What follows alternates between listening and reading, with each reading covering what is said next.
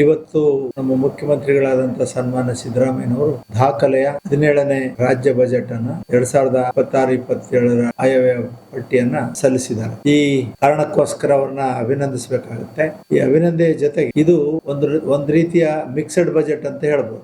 ಹೇಗೆ mixed budget ಅಂತ ಹೇಳಿದ್ರೆ, ಜನ ಕಲ್ಯಾಣಕ್ಕಾಗಿ ಎಷ್ಟೆಷ್ಟು ಇಡಬೇಕು ಅಷ್ಟೆಲ್ಲ ಕಾರ್ಯಕ್ರಮಗಳನ್ನ ಮುಂದುವರಿಸ್ತಾ, ಅದಕ್ಕೆ ಬೇಕಾದ ಸಂಪನ್ಮೂಲಗಳು ಕಡಿಮೆ ಬಂದಾಗ ಸಾಲವನ್ನು ಕೂಡ ಹೆಚ್ಚಿಗೆ ಮಾಡ್ತಾ ಹೋಗಿದ್ದಾರೆ.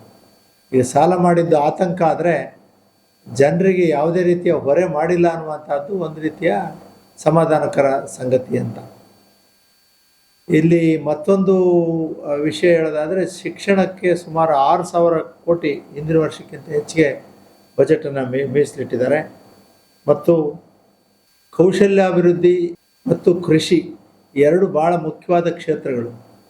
ಕೃಷಿಗೆ ಭಾಳಷ್ಟು ಒತ್ತು ಸಿಗಬೇಕಾಗಿತ್ತು. ಕೃಷಿ ಉತ್ಪನ್ನಗಳ ಮೌಲ್ಯವರ್ಧನೆ ಅದು ಮಾಡದೆ ಹೋದರೆ ನಮ್ಮ ಕೃಷಿ ಕ್ಷೇತ್ರ ಉಳಿಯೋದಿಲ್ಲ ಅನ್ನುವಂಥ ಮಟ್ಟಕ್ಕೆ ಬಂದಿದೆ ಅನ್ನುವಂಥದ್ದು ಎಲ್ಲ ಅಧ್ಯಯನಗಳು ತಿಳಿಸ್ತಾ ಇದ್ದಾವೆ. ಹಾಗಾಗಿ ಕೃಷಿ ಒಂದು ಬಜೆಟ್ ಏನಿದೆ, ಕೃಷಿ ಕೊಡಬೇಕಾದಂತೂ ಹೋದ ಸಾರಿ 8,337 ಕೋಟಿ ಇದ್ದದ್ದು 8,373 ಕೋಟಿ ಆಗಿದೆ ಅಷ್ಟೇ. ಅಂದರೆ ಕೇವಲ ಒಂದು 40-50 ಕೋಟಿಗಳಷ್ಟು ಜಾಸ್ತಿ ಆಗಿದೆ. ಇದು ನಮ್ಮ ನಾಡಿನ ಕೃಷಿಕರಿಗೆ ಅತ್ಯಂತ ನಿರಾಶಾದಾಯಕವಾದಂಥ ಒಂದು ಅಂಶ ಆಗಿದೆ ಅನ್ನುವಂಥದ್ದನ್ನು ಹೇಳ್ತಾ, ಇದರ ಜೊತೆಗೇ ಸಣ್ಣ ಕೈಗಾರಿಕೆಗಳಿಗೆ ಬಿಯಾಂಡ್ ಬೆಂಗಳೂರು ಅಂಥೇಳಿ ಎಲ್ಲರೂ ಮಾತಾಡ್ತಾರೆ. ಆದರೆ ಭಾಳಷ್ಟು ಯೋಜನೆಗಳು ಬರಬೇಕಾದ್ರೆ ಕೌಶಲ್ಯಾಭಿವೃದ್ಧಿ ಆಗಬೇಕು.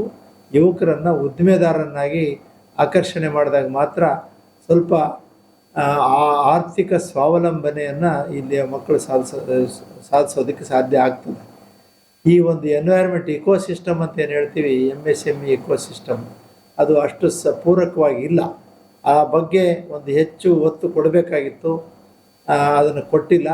ಒಂದು ಹುಬ್ಬಳ್ಳಿಯಲ್ಲಿ 200 ಕೋಟಿಯ ಕೌಶಲ್ಯಾಭಿವೃದ್ಧಿ ಕೇಂದ್ರ ಮಾಡಿದ್ದು ಬಿಟ್ಟರೆ, ಇಲ್ಲಿ ಸ್ಥಳೀಯವಾಗಿ ಮತ್ತು ಕಲ್ಯಾಣ ಕರ್ನಾಟಕದ ಭಾಗಕ್ಕೆ ಕೌಶಲ್ಯಾಭಿವೃದ್ಧಿ ಮೂಲಕ ಕೃಷಿ ಉತ್ಪನ್ನಗಳ ಮೌಲ್ಯವರ್ಧನೆ ಮತ್ತು ಇತರೆ ಸಣ್ಣ ಕೈಗಾರಿಕೆಗಳಿಗೆ ಸಿಗಬೇಕಾದಂಥ ಪ್ರೋತ್ಸಾಹ ಸಿಕ್ಕದೇ ಇರುವಂಥದ್ದು ಭಾಳ ದೊಡ್ಡ ಕೊರತೆ ಈ ಬಜೆಟಲ್ಲಿ ಅಂಥೇಳಿ ನನ್ನ ಅಸಮಾಧಾನವನ್ನು ಹೇಳ್ತಾ, ಮತ್ತು ಈ ಬಜೆಟಲ್ಲಿ ಕಲ್ಯಾಣ ಕರ್ನಾಟಕ ಒಂದು ಪ್ರದೇಶಕ್ಕೆ ಡಾಕ್ಟರ್ ಗೋವಿಂದರಾವ್ ಅವರ ವರದಿಯ ಪ್ರಕಾರ ಅದು ಏನು ಅವರು ಅನುದಾನಗಳನ್ನು ಹೇಳಿದರು, ಆ ಅನುದಾನಕ್ಕೆ ಅನುಗುಣವಾಗಿ ಕೊಟ್ಟಿಲ್ಲ. ಹಿಂದಿನ ಸಾರಿ ಕೊಟ್ಟಷ್ಟೇ 1,000 ಕೋಟಿ ಕೊಟ್ಟಿದ್ದಾರೆ. ಅದಕ್ಕೆ ವಿಶೇಷವಾದಂಥ ಒಂದು ಒತ್ತು ಕೊಟ್ಟಿಲ್ಲ ಅನ್ನುವಂಥದ್ದು ಕೂಡ ನಮಗೆ ಬೇಸರ ಇದೆ.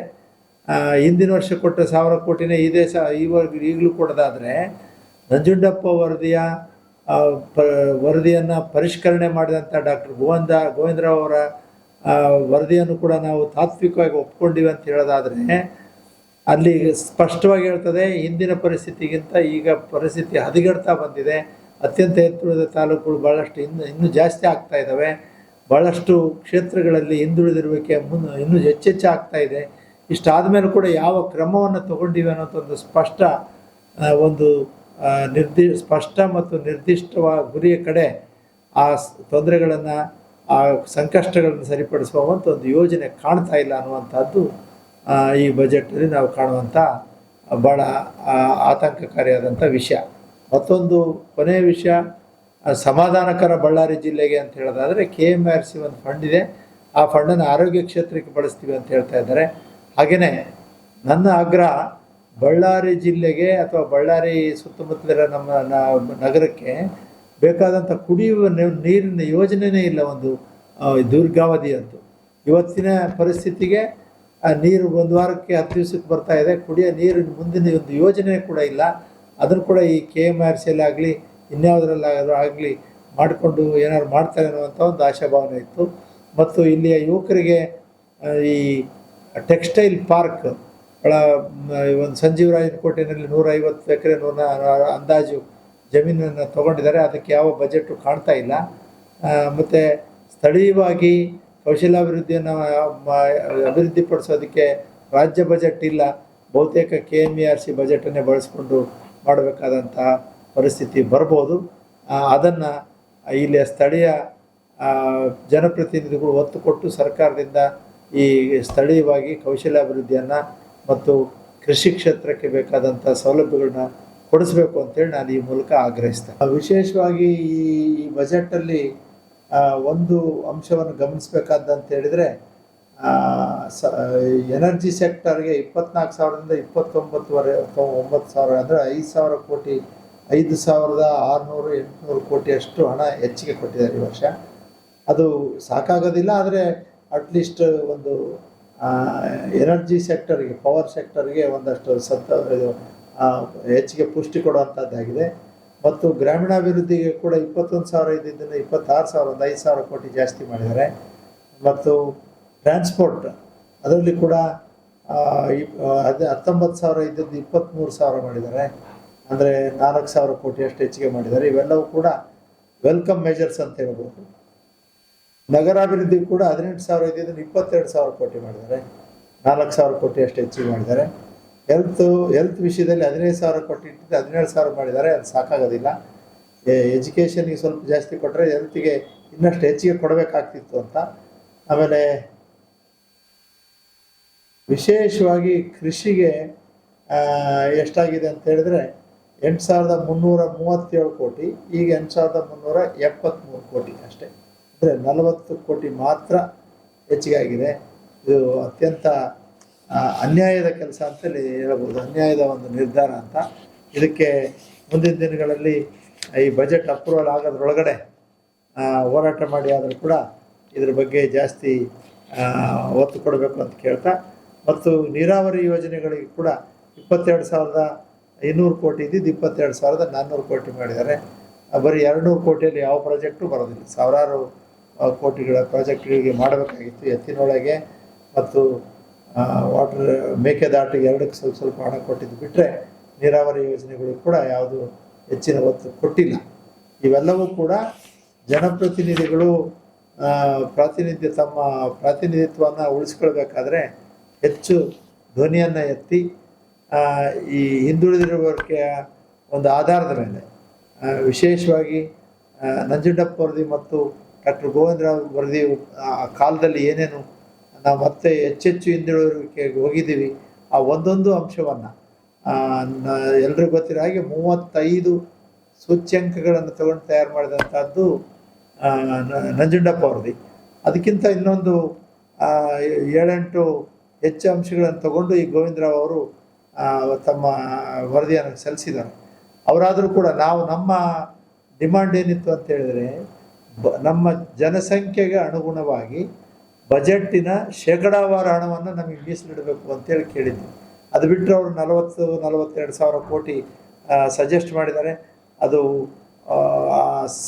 ಎಲ್ಲ ಹಿಂದುಳಿಯೋದಕ್ಕೆ ಸರಿ ಮಾಡೋದಕ್ಕೆ ಸಾಧ್ಯ ಇಲ್ಲ ಅಂತೇಳಿ ನಮಗೆ ಸ್ಪಷ್ಟವಾಗಿ ಅರ್ಥ ಆಗಿದೆ ಅಂತ ಹೇಳ್ತಾ, ಮುಂದಿನ ದಿನಗಳಲ್ಲಿ ಹೆಚ್ಚು ಪಾಲು ಈ ಭಾಗಕ್ಕೆ ಬರೋ ಹಾಗೆ ಮಾಡಬೇಕು ಅನ್ನುವಂಥದ್ದು ನಮ್ಮ ಆಗ್ರಹ. ಸರ್, ಕರ್ನಾಟಕ ರಾಜ್ಯದ ಮುಖ್ಯಮಂತ್ರಿ ಆಗಿರ್ತಕ್ಕಂಥ ಸನ್ಮಾನ್ಯ ಶ್ರೀ ಸಿದ್ದರಾಮಯ್ಯನವರು ಇವತ್ತು ಬಜೆಟ್ ಮಂಡನೆ ಮಾಡಿದ್ರು. ಇವತ್ತು ಬಜೆಟ್ ನಲ್ಲಿ ನಾವು ಮುಖ್ಯವಾದ ವಿಷಯನ ಕಂಡು ಬರ್ಬೇಕಾದ್ರೆ, ಪ್ರೌಢಶಾಲೆ ಒಳಗಾಗಿರ್ತಕ್ಕಂಥ ವಿದ್ಯಾರ್ಥಿಗಳು, ಸುಮಾರು 16 ವರ್ಷದ ಒಳಗೆ ಇರತಕ್ಕಂಥ ವಿದ್ಯಾರ್ಥಿಗಳು ಯಾವುದೇ ಕಾರಣಕ್ಕೂ ಶಾಲಾ ಕಾಲೇಜುಗಳಲ್ಲಿ ಮೊಬೈಲ್ ಬಳಕೆ ಮಾಡಂಗಿಲ್ಲ ಅಂತಕ್ಕಂಥ ವಿಚಾರಗಳಿರೋದು ಬಹಳ ಸಂತೋಷ ಆಗಿದೆ. ಯಾಕಂದ್ರೆ ಈಗ ಮೊಬೈಲ್ಗಳಿಂದನೇ ಹುಡುಗರು ಹಾಳಾಗೋಗ್ತದೇವ, ಪರೀಕ್ಷೆಗಳು ಹಾಳಾಗೋಗ್ತದೇವ. ಇನ್ನು ಸಣ್ಣ ವಿದ್ಯಾರ್ಥಿಗಳಲ್ಲಿ ಏನೋ ಬಹಳ ಅನ್ಯಾಯ ಆಗ್ತೈತೆ. ಅಂದ್ರೆ ಇದನ್ನೆಲ್ಲ ನೋಡ್ತಾ ಇದ್ರೆ ಈ ಕೈಗೊಂಡಿರ್ತಕ್ಕಂಥ ವಿಚಾರ ಬಹಳ ಅತ್ಯುತ್ತಮ ಅಂತಕ್ಕಂಥ ಮಾತನ್ನು ನಾವು ಹೇಳಕ್ ಇಚ್ಛೆ ಪಡ್ತಾ ಇದ್ದೀವಿ. ಆದ್ರೆ ನಾವು ಬಳ್ಳಾರಿ, ವಿಜಯನಗರ, ಕೊಪ್ಪಳ, ರಾಯಚೂರು ಜಿಲ್ಲೆಗಳ ಕಲ್ಯಾಣ ಕರ್ನಾಟಕದ ರಾಜ್ಯದ ರೈತರು ಏನದೀವಿ, ನಮ್ಮೆಲ್ಲರ ಜೀವನಾಡಿ ತುಂಗಭದ್ರಾ ಜಲಾಶಯ. ತುಂಗಭದ್ರಾ ಜಲಾಶಯದಲ್ಲಿ ಇವತ್ತು 33 TMC ಹೂಳು ತುಂಬೈತೆ. ದಯವಿಟ್ಟು ಹೂಳು ತುಂಬಿರೋದಕ್ಕಾಗಿ ಹೂಳು ತೆಗೆಸತಕ್ಕಂಥ ಪ್ರಯತ್ನ ಮಾಡ್ರಿ. ನೀವು ಹಣಕಾಸು ಬೇಡ, ನಿಮ್ಗೆ ಗ್ಯಾರಂಟಿ ಉಳ್ಳಿ ಹಣಕಾಸು ಹೋಗುತ್ತೆ. ನಮ್ಮಲ್ಲಿ ಇವತ್ತು 14,000 ಕೋಟಿ ಇವತ್ತು ಹಣಕಾಸು ಕೊಡ್ತಾ ಐತೆ. ವರ್ಷಕ್ಕೆ 1,000 ಕೋಟಿ ಕೊಡ್ರಿ, ತುಂಗಭದ್ರಾ ಜಲಾಶಯ ಹೂಳು ತೆಗೆಸಂತ ನಾವು ವಿನಂತಿ ಮಾಡ್ತಾ ಇದೀವಿ. ಆದ್ರೆ ಅದನ್ನ ಬದಿಗೊತ್ತಿ ಯಾರೋ ತಜ್ಞರು ಹೇಳಿರಂತಕ್ಕಂಥ ಮಾತನ್ನು ಮನಸ್ಸಿಗೆ ಹಚ್ಕೊಂಡು ಇವತ್ತು ಕೊಪ್ಪಳ ಜಿಲ್ಲೆಯಲ್ಲಿ ನವಲಿಯಲ್ಲಿ ಪರ್ಯಾಯ ಜಲಾಶಯ ಕಟ್ತುವಂತಕ್ಕಂಥ ಮಾತನ್ನು ಇವತ್ತಿನ ಮತ್ತೊಮ್ಮೆ ಮಾನ್ಯ ಮುಖ್ಯಮಂತ್ರಿಗಳು ತಿಳಿಸಿದ್ದಾರೆ. ಅದು ಅಂತರ್ಜಲ ವಿಷಯ ಆಗಿರೋದ್ರಿಂದ ಆಂಧ್ರ CM ಹತ್ರ ಮಾತಾಡ್ತು ಅಂತ ಹೇಳಿದ್ದಾರೆ. ಅಂದ್ರೆ ಇದು ನಮ್ಗೆ ಅಷ್ಟೊಂದು ಸಮಂಜಸವಾಗಿ ಆಗ್ತಕ್ಕಂಥ ವಿಚಾರ ಆಗಲ್ಲ. ಅದೇ ರೀತಿಯಾಗಿ ಮಾದಾಯಿ, ಇವತ್ತು ಗೋವಾದೊಂದಿಗೆ ಮಾತುಕತೆ, ಇವತ್ತು ಮೇಕೆದಾಟು ತಮಿಳುನಾಡೊಂದಿಗೆ ಮಾತುಕತೆ, ಈ ರೀತಿಯಾಗಿ ನಮ್ಮ ನೀರಾವರಿ ಯೋಜನೆಗಳು ನೆನಗುದಿಗೆ ಬಿದ್ದಿರ್ತಕ್ಕಂಥದ್ದು ಬಹಳ ನಮಗೆ ಅನ್ಯಾಯ ಆಗ್ತಾ ಇತ್ತು. ಆದರೆ ಬೇರೆ ವಿಚಾರಗಳಾಗ ಇವತ್ತು ಬೀಜ ವಿತರಣೆ, ಅಪರ ಭದ್ರಾ ಪ್ರಾಜೆಕ್ಟಿಗೆ 1100 ಕೋಟಿ ಕೊಡ್ತಕ್ಕಂಥದ್ದು, ಕೆರೆಗಳ ಹೂಳು ತೆಗೆಸ್ತಕ್ಕಂಥದ್ದು, ಕೆರೆಗಳಿಗೆ ನೀರು ತುಂಬಿಸ್ತಕ್ಕಂಥದ್ದು, ಆಮೇಲೆ ಕೃಷಿ ಹೊಂಡಗಳ ನಿರ್ಮಾಣ, ಇವೆಲ್ಲ ಸರ್ವಸಾಮಾನ್ಯವಾಗಿ ಬಜೆಟ್ನಲ್ಲಿ ಬರ್ತಕ್ಕಂಥ ವಿಚಾರಗಳನ್ನ ಕೃಷಿಗೆ ಆದ್ಯತೆ ಕೊಟ್ಟಿರ್ತಕ್ಕಂಥದ್ದು ನಮಗೆಲ್ಲರೂ ಸಂತಸ ಐತೆ. ಆದರೆ ತುಂಗಭದ್ರಾ ಜಲಾಶಯದ ಬಗ್ಗೆ ಮತ್ತೊಮ್ಮೆ ಮರುಪರಿಶೀಲನೆ ಮಾಡಿ ಇನ್ನೊಂದು ವಿಶೇಷ ಬಜೆಟ್ ಮಾಡಬೇಕಂತ ಮಾನ್ಯ ಮುಖ್ಯಮಂತ್ರಿಗಳಲ್ಲಿ ವಿನಂತಿ ಮಾಡ್ತಾರೆ. ಇವತ್ತು 17ನೇ ಬಜೆಟ್ ಮಂಡಿಸಿರ್ತಕ್ಕಂಥ ಸಿದ್ದರಾಮಯ್ಯನವರಿಗೆ ಸ್ವಾಗತಾರ್ಹ. ಆದರೆ ನಮ್ಮ ಬಳ್ಳಾರಿ ವಿಷಯಕ್ಕೆ ಬಂದಾಗ ನಾವು ಸ್ವಲ್ಪ ನಿರಾಶಾದಾಯಕರಾಗಿದ್ವಿ. ಯಾಕಂದರೆ ನಮ್ಮ ಇಲ್ಲಿ ಬಳ್ಳಾರಿಯ ರೈತರ ಜೀವನಾಡಿ ತುಂಗಭದ್ರಾ ಜಲಾಶಯ. ಆದರೆ ಈ ಜಲಾಶಯ ಇವತ್ತು 130 TMC ಇರೋ ನೀರಿನ ಸಂಗ್ರಹ ಇರುವಂಥ ಒಂದು ಜಲಾಶಯ ಇವತ್ತು 100 TMCಗೆ ಬಂದಿದೆ. ಇದ್ರ ಬಗ್ಗೆ ಯಾರು ಚಕ್ಕರ್ ಹತ್ತಾ ಇಲ್ಲ. ಕಳೆದ 20 ವರ್ಷದಿಂದ ಸಮಾನಾಂತರ ಜಲಾಶಯ ನವಿಲಿ ಅಂತ ಹೇಳ್ತಾ ಇದ್ದಾರೆ ವಿನಃ ಶಾಶ್ವತವಾದ ಪರಿಹಾರ ಕೊಡ್ತಾ ಇಲ್ಲ. ಇಲ್ಲಿ ನಾವು 2 ಬೆಳೆ ಬರತಕ್ಕಂಥ ಇವತ್ತು ಒಂದೇ ಬೆಳೆಗೆ ಬಂದಿದೆ. ಇದು ನಾವು ಏನೇ ವಿಷಯಗಳು ಬಜೆಟ್ನಲ್ಲಿ ಮಂಡನೆ ಮಾಡಿದರೆ ಶಾಶ್ವತವಾಗಿ ಇರುವಂಥ ಒಂದು ಆಶ್ವಾಸನೆ ಕೊಡಬೇಕು. ಸುಮ್ಮನೆ ಕಣ್ಣೊರೆಸೋ ತಂತ್ರ ಆಗ್ತಾ ಇದೆ. ರೈತರಿಗೆ ಒಂದು ಬೆಂಬಲ ಬೆಲೆ ಕೊಡ್ತಾ ಇಲ್ಲ. ಈ ರೀತಿ ಸುಮ್ಮನೆ ಕಣ್ಣೊರೆಸೋ ತಂತ್ರ ಮಾಡ್ತಾ ಇದ್ದಾರೆ. ಒಂದು ಸ್ವಾಗತಾರ್ಹ ಏನಂತಂದರೆ ಇವತ್ತು ಮಕ್ಕಳು ಶಾಲಾ ಕಾಲೇಜುಗಳಲ್ಲಿ 16 ವರ್ಷ ಒಳಗಿರ್ತಕ್ಕಂಥ ಮಕ್ಕಳು ಮೊಬೈಲ್ ಬಳಸಬಾರ್ದಂತ ಏನು ಇವತ್ತು ಹೇಳಿಕೆ ನೀಡಿದ್ದಾರೆ. ಇದು ಸ್ವಾಗತಾರ್ಹ ಅಂತ ಹೇಳ್ತಾ ವೀರೇಶ್ ಗಂಗಾವತಿ ಬಳ್ಳಾರಿಯಿಂದ. ಸನ್ಮಾನ್ಯ ಕರ್ನಾಟಕದ ಮುಖ್ಯಮಂತ್ರಿಗಳಾದಂಥ ಸಿದ್ದರಾಮಯ್ಯ ಸರ್ ಅವರು ತಮ್ಮ 17ನೇ ಬಡ್ಜೆಟನ್ನು ಇವತ್ತು ಮಂಡಿಸಿದ್ದಾರೆ. ಈ ನಮ್ಮ ಬಳ್ಳಾರಿ ಭಾಗಕ್ಕೆ ನಿರಾಶಾದಾಯಕ ಅಂತ ನಾನು ಹೇಳಕ್ಕೆ ಇಚ್ಛೆಪಡ್ತಿದ್ದೀನಿ. ಕೇವಲ ರಾಜಧಾನಿ ಕೇಂದ್ರೀಕೃತ ಬಜೆಟ್ ಇದು. ಉತ್ತರ ಕರ್ನಾಟಕಕ್ಕೆ ಭಾಳ ಅನ್ಯಾಯ ಆಗಿದೆ. ನೀರಾವರಿಗೆ ಆಗಲಿ, ಕಲಾ ಮತ್ತು ಸಂಸ್ಕೃತಿ ಆಗಲಿ, ಕಲಾ ಮತ್ತು ಸಂಸ್ಕೃತಿ ಇಲಾಖೆಗೆ ಎಲ್ಲ ಜನಪದ ತಂಡಗಳನ್ನು ಕರೆಸಿ ಒಂದು 5 ಕೋಟಿ ಮೀಸಲಿಟ್ಟು ಕೇಂದ್ರ ಸ್ಥಾನದಲ್ಲಿ ಒಂದು ಕಲಾಮೇಳ ಮಾಡ್ತೀವಿ ಅಂತ ಹೇಳ್ತಾರೆ. ಕೇವಲ ಬೆಂಗಳೂರಿನ ಕೇಂದ್ರೀಕೃತವಾದ್ರೆ ಹಿಂಗೆ ಇದು ರಾಜ್ಯದ ಇತರ ಜಿಲ್ಲೆಗಳಿಗೆ, ಉತ್ತರ ಕರ್ನಾಟಕ ಜಿಲ್ಲೆಗಳಿಗೆ ಬರಲಿ. ಅಲ್ಲೇ ಕಲಾವಿದರು ಇಲ್ಲೇ ಕಲಾವಿದರು ಆಗಲಿ, ಬೆಂಗಳೂರಲ್ಲೇ ಆಗಬಾರ್ದು. ಇದು ಉತ್ತರ ಕರ್ನಾಟಕ ಭಾಗಕ್ಕೆ ಬರಬೇಕಂತ ನಮ್ಮ ಅಭಿಪ್ರಾಯ ಇದೆ. ಆಮೇಲೆ ಒಂದು ವಿಜ್ಞಾನ ಮಂದಿರ ಬೆಂಗಳೂರಲ್ಲೇ ಸ್ಥಾಪನೆ ಮಾಡ್ತೀವಿ ಅಂತ ಹೇಳ್ತಾರೆ. ಅದು ತಪ್ಪು. ಅದು ಕರ್ನಾಟಕ ಕೇವಲ ವಿಜ್ಞಾನ ಅಂದರೆ ಬೆಂಗಳೂರಲ್ಲ, ಕರ್ನಾಟಕ ಎಲ್ಲ ಇತರ ಜಿಲ್ಲೆಗಳಿಗೆ ಅದು ಬರಬೇಕು. ಆಲ್ರೆಡಿ ಅನೇಕ ವಿಜ್ಞಾನ ಸಂಶೋಧನಾ ಕೇಂದ್ರಗಳು ಬೆಂಗಳೂರಲ್ಲಿ ಇದ್ದಾವೆ.